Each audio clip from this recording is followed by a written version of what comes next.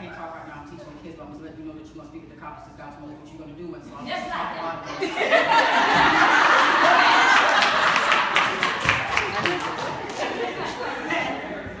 I said, huh? Because see, God didn't tell me that. I don't know what she heard that.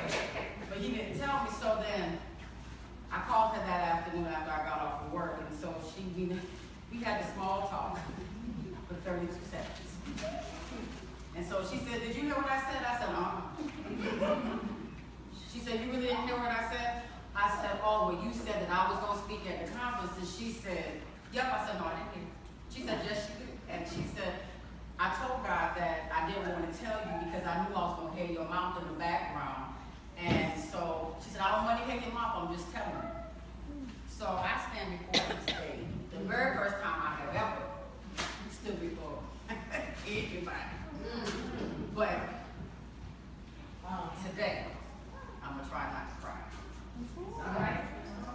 It's all right. Go and cry. If you know my story and what I've been through, Come on now. I stand here today, but God. Yes. I lost some things, but God. Amen. I lost relationships, 20-year marriage, gone, but God. Yes. Friendships, gone. Houses, cars, money, gone. And I stood there and I told God one night, I promise you, God, I can't lose one more thing. My mind can't take it, my spirit can't take it, my heart can't take it. I can't lose anything else.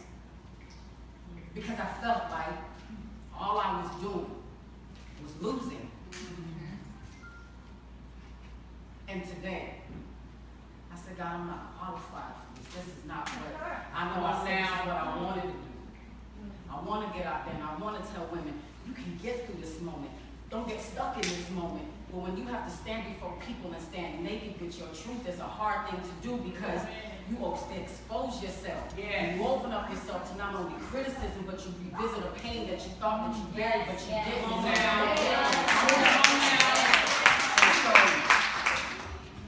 I was listening to a song that Sharon told me about Fantasia. The song's called It's Necessary. Yes. I had to go through what I went through. I had to lose people. I had to lose a husband. I had to lose relationships. My pain was necessary. My hurt was necessary. My disappointment was necessary. My failures were necessary. My truth was necessary. I was married, like I said, 20 years. And I was married to a man that God never told me was mine in the first place. But because he embodied the things that I needed, I held on to him for 20 years. I held on to a person. For 20 years, I had somebody else in my life. I dealt with other women. I dealt with lying. I dealt with a lot of things. And I held on to it. Because in my dysfunctionalism was my comfort. I knew my marriage was not going to last. I used to say to him all the time, I don't even know why you're not in this thing, because this ain't going to work. But I stayed. Because being angry was comfortable. And people don't understand that, but I became angry at 13. Life taught me a lesson that can never be undone. At 13, the innocence that I knew was robbed from me. At 13, my life and the way I viewed it changed. My childlike eyes were gone. And I carried that anger for years.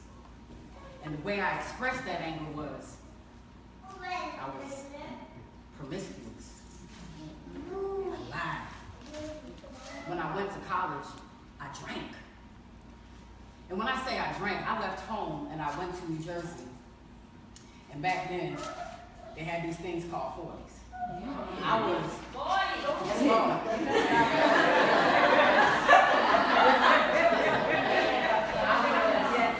115 pounds. toys to get through the day. I'm not understanding why I'm doing it. I'm just doing it because what else to do? Not go to school and get your education. What else to do? And I remember a time, you see, even in my ignorance, but God, because if you knew what I went through, I shouldn't be standing here. I remember a time when we had a party at 115 pounds and I drank 4 40s in one night. We had a blizzard and I stepped outside in a sleeveless shirt, no shoes, and snow was out and I was sweating because it was hot. But God. Because that night should have taken my life. But then I realized that in everything that I have done, God said you had to go through all of these things to tell other people that if you can make it and not lose your mind in the process. Hold your peace. That anybody can make it. I failed out of school, went back to school. In one relationship, I'm fresh, back in Florida, and met somebody. Like that, I'm all caught up. Because you see, the 20-year-old Tanya was trying to find that 13-year-old Tanya and tell her what was okay, but it wasn't okay. So I was just continuing to do because I needed somebody, anybody, to protect me. Because that's what I needed. I needed somebody to say it's okay and I got your back. So I went to one relationship and I go out one night. I come back. We in his room fighting like 2 dudes on the street because he telling me, well, this is what I heard you was doing when it was furthest from the truth. But this is what the devil did. The devil laid the path for me to walk into something I should have never walked into. So after that relationship, I met my ex-husband. And he embodied everything that I need. He wasn't 6'4", 320 that I wanted, but he was 5'10" and built, 315 pounds of masculinity, and I said, yes, my God.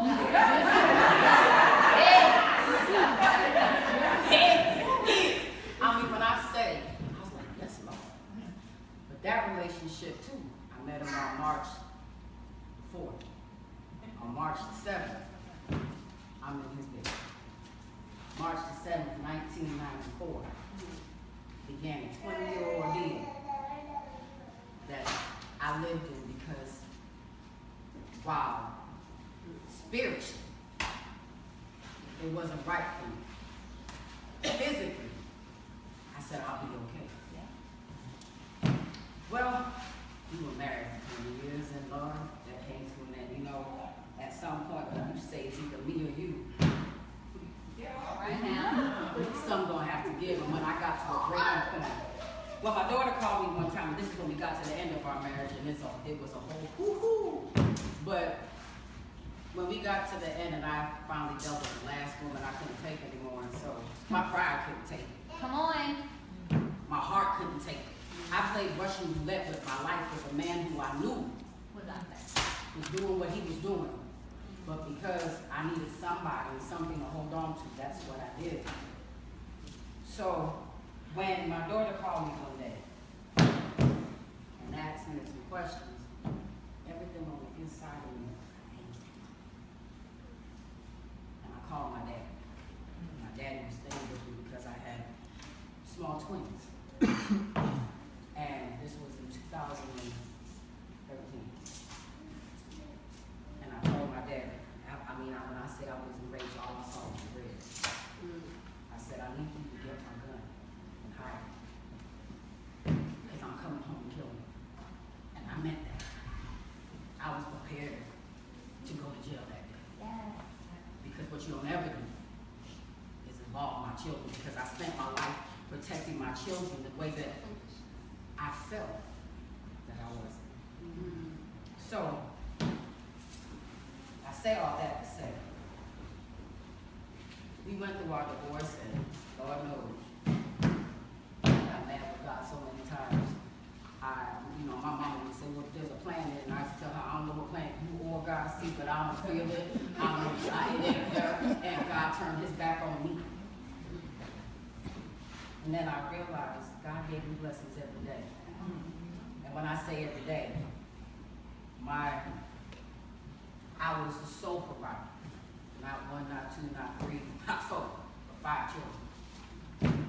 And everything that I knew different.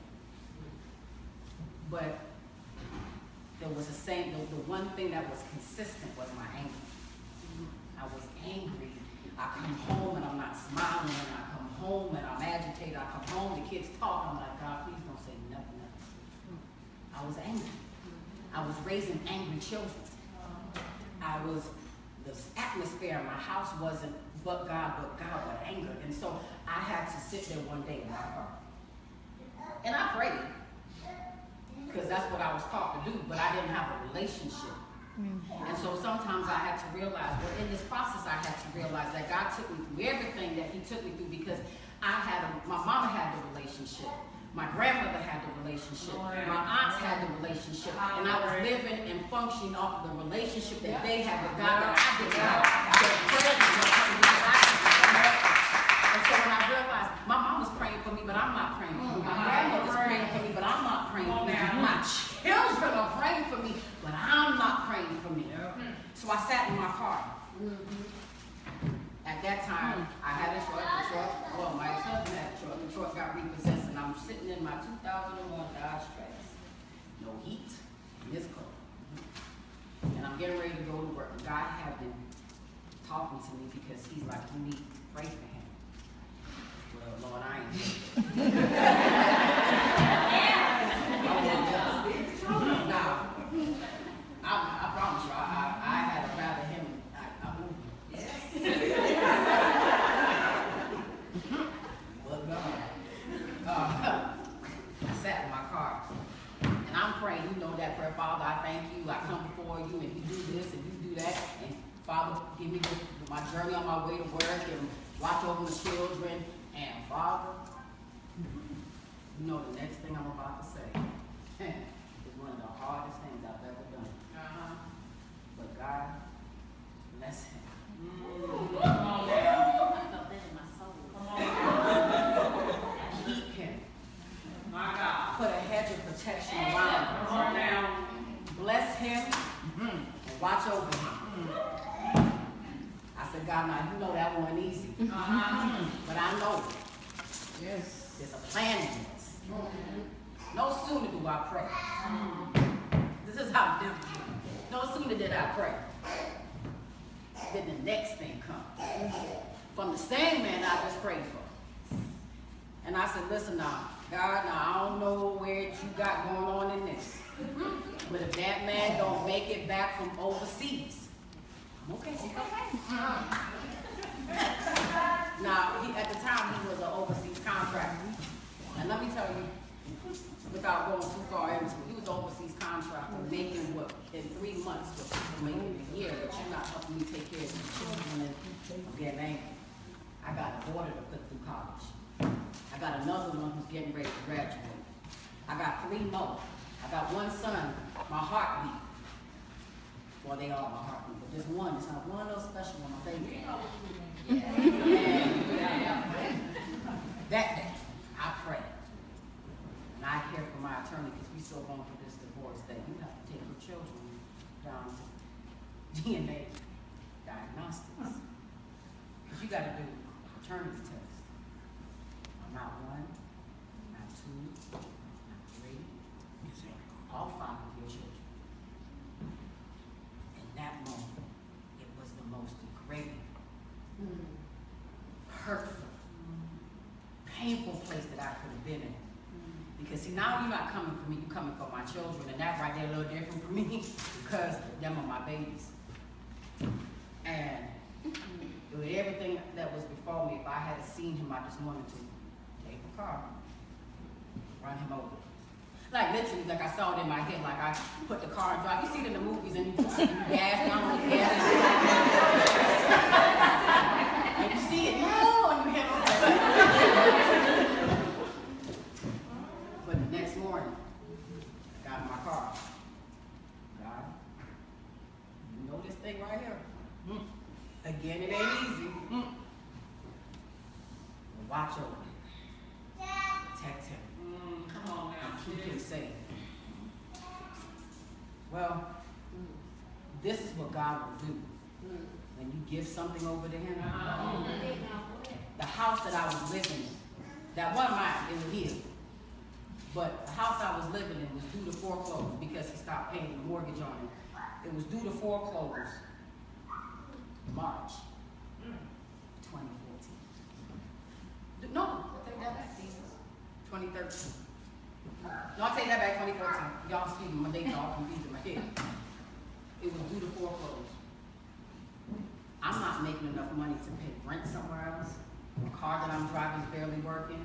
I got a daughter who I'm putting through college, and I got 4 other children. I got another child who's playing lacrosse, and she got lacrosse dues, and ain't enough money to go around, but I still got to feed my children. And but God in His faithfulness, even when I wasn't faithful to Him, this is what He did. Come on.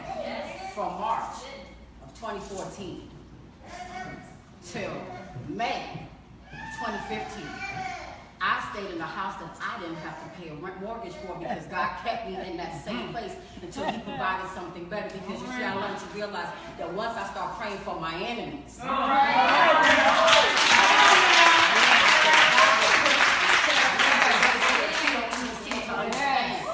Yes. I was driving a car. Oh, Lord have mercy. 2001 Dodge Stratus. This thing stopped in the middle of the road. Had no heat, had no AC. So in Georgia, when it's hot, and when it's cold, it's cold. My feet frostbitten, or I'm sweating. Either way, and I tell everybody, God put people in your place to keep you until He can bless you the way He needs to bless you.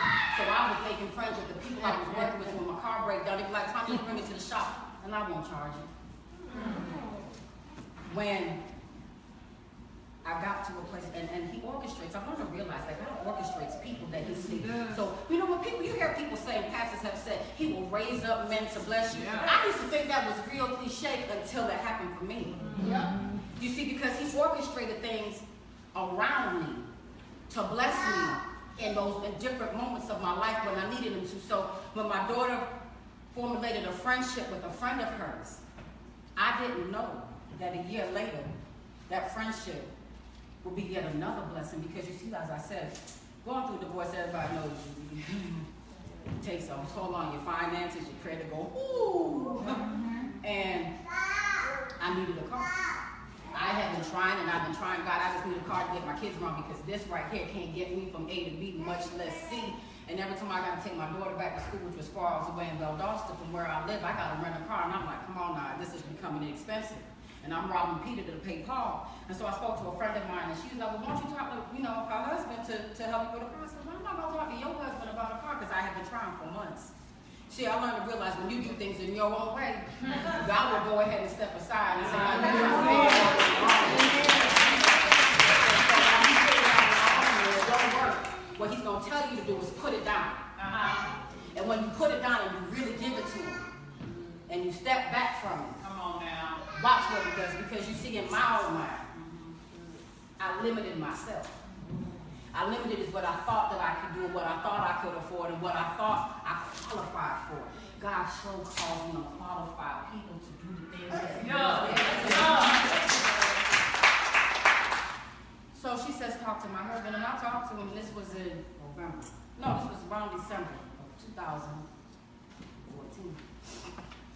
So I gave him my information. I ain't asked nothing else about it. February 4th, 2015.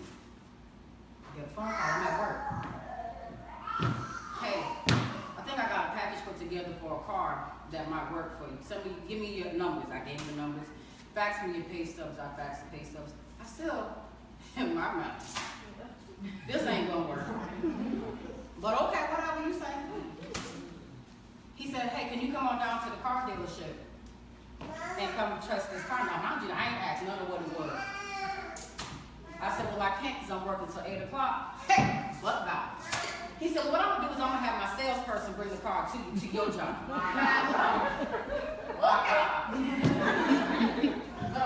I go outside, sitting outside. It's something I thought, it didn't even cross my parameter. I can't drive that. Sitting outside, there's a white Infiniti. And I'm saying to myself, who he think gonna pay this car?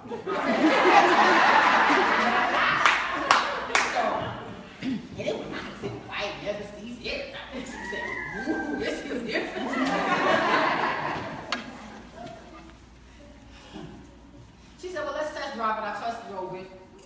bring it back. She said, well, I can take your car. Oh, no.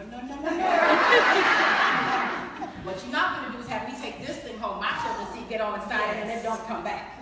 Because in my mind, I still wasn't trusting God.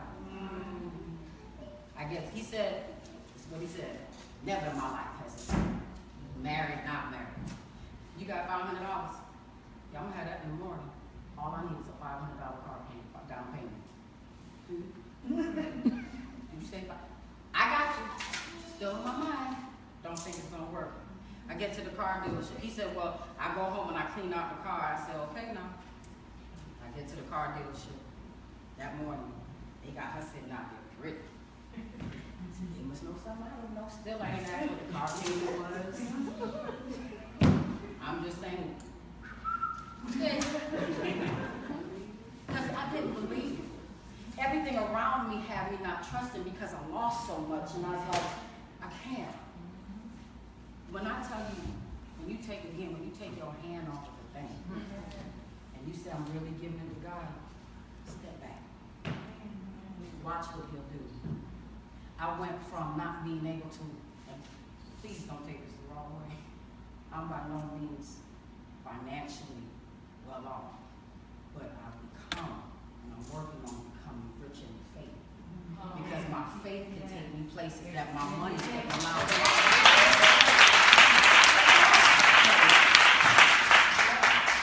When I tell you, and let me pause that for a second.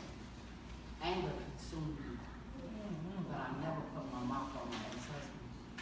And the reason why I say that is because people don't realize the blessings and the curses that you speak over somebody else, what comes to you. So while my ex-husband was out there speaking death over me, and I knew he was because I was reading it, I was seeing it. He was speaking his own demise. So when you step back, hey, and you watch how God turned the whole situation around from where I could have been homeless. I could have been living back at home in my mama's house. I could have been not being able to take care of my children or having to separate my children or say because I can't take care of everybody. When you go from living in a lifestyle of over a $200,000 lifestyle to where you barely at one point making $30,000, but you got now almost 2 children in college. But God. When I stand here and I look and I say, God, my faith, it teeter-totters. Now, God, you know my heart, you know I love you, you know I struggle with some things, but I can't get past giving. And God had to tell me, when you stay in the place of unforgiveness, you stay in the moment of your hurt, and I can't take you no further than where you need to be because you're stuck here, and I'm trying to get you here. I'm trying to move you here, but you stuck over here. Now, I thought I had forgiven him because I prayed for him in my car, and I'm thinking, Lord,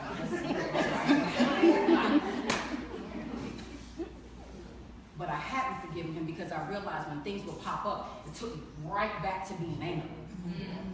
It took me right back to hurt. It took me right back to where I was so engulfed with things about him that I couldn't get past it. A month ago, we were on a prayer call. And they were praying. She kept saying there's purpose in the pain. Now, 2 years ago, in Atlanta, we had an ice storm. And I was stuck at home. I was talking to a girlfriend of mine, and she's like, Tanya, you need to write your story because people won't understand what you come through. And I wrote my story, but I wrote it to parts. When I say parts, I wrote it up to a point. Because God had to break things on the inside of me to continue to write. So this book that should have been done a year ago just got finished the other day. Because I wasn't finished. So the book couldn't be finished. Because I realized, and people don't always understand it, but now I get it. I didn't get it before. Only broken people can heal broken people. So, this broken woman, God knows, I was broken. My faith teeter-tottered. And I said to myself as I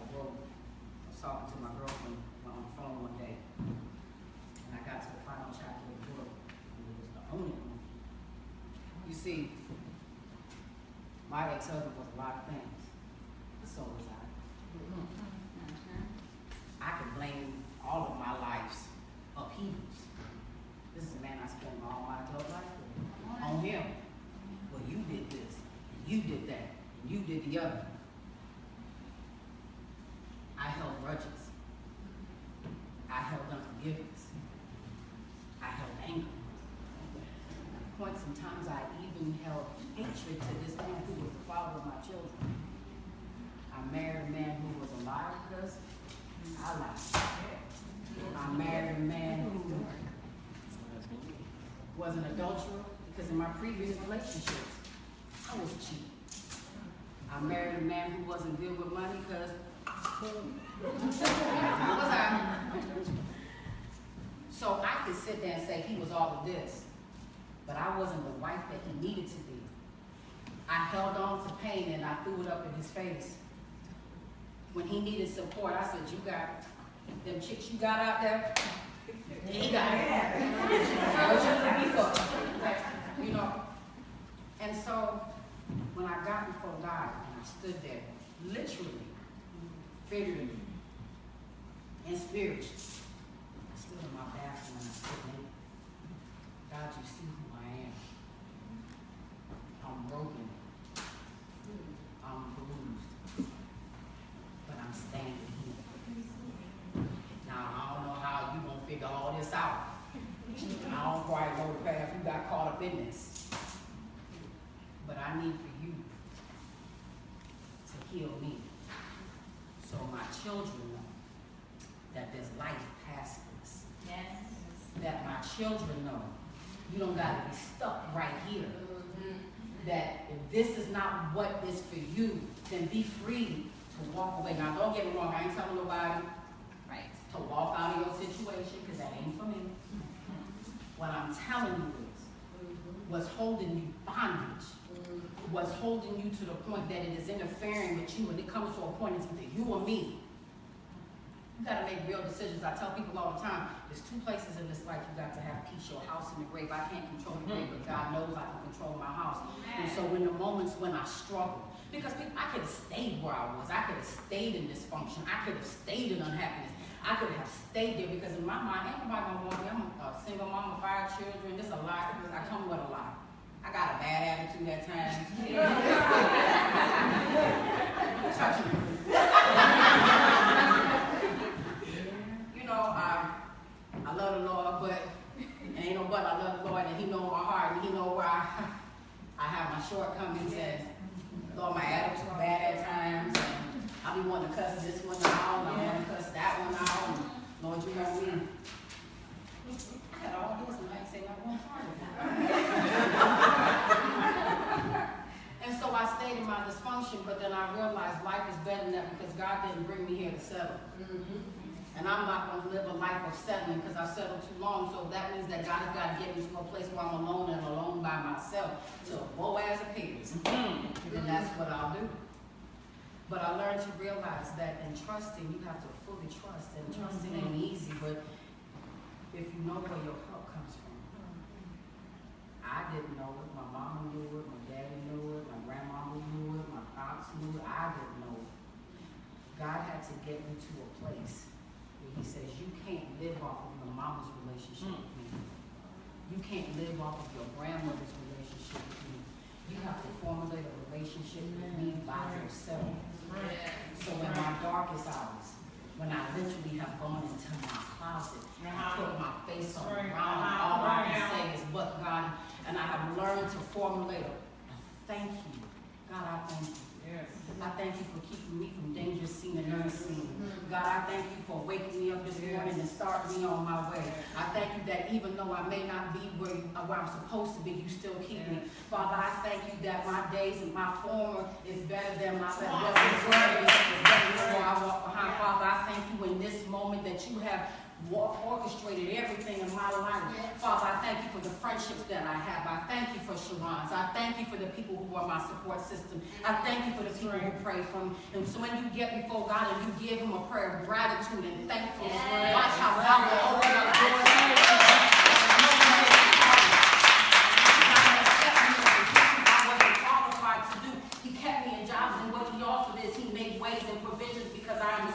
that what God has for me, and as long as I go before him and I tell him, thank you, Go ahead. Father, I thank you for everything that you've done. I come before you, Lord, today, and Father, I know if it wasn't for your grace and your mercy, I could not be standing here today, but for grace.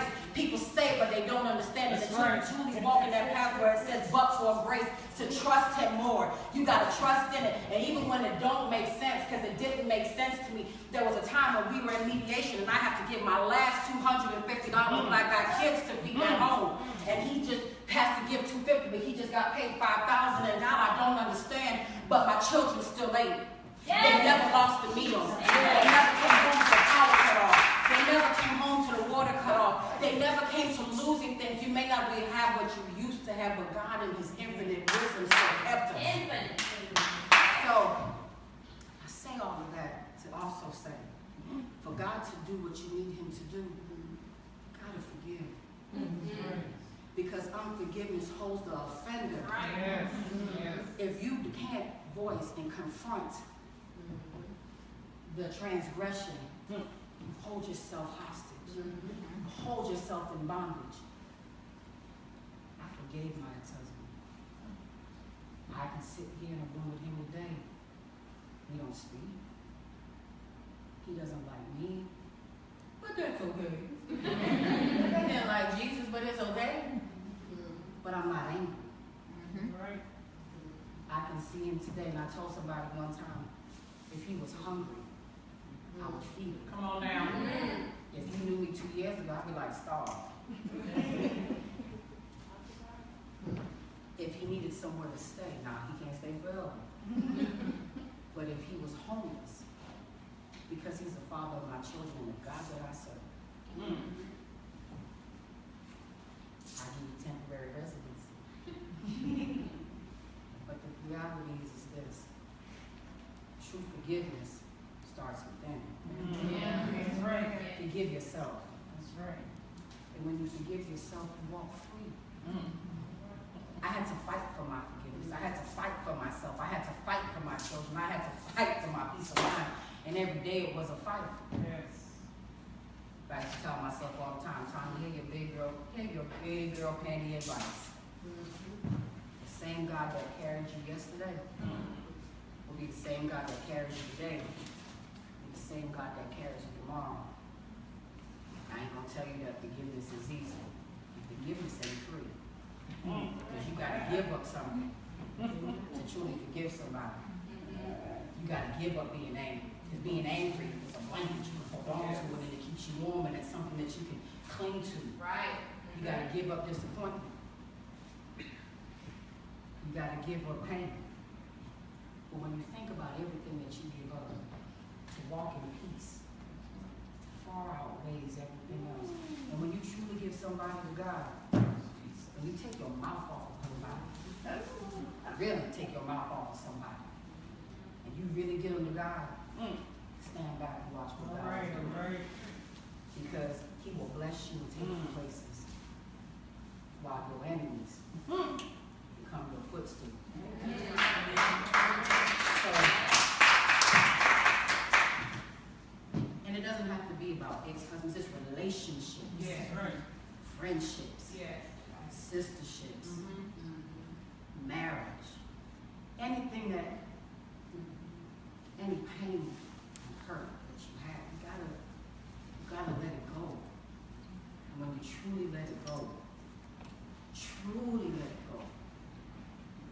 I thought I had forgiven the man who took away my childlike innocence.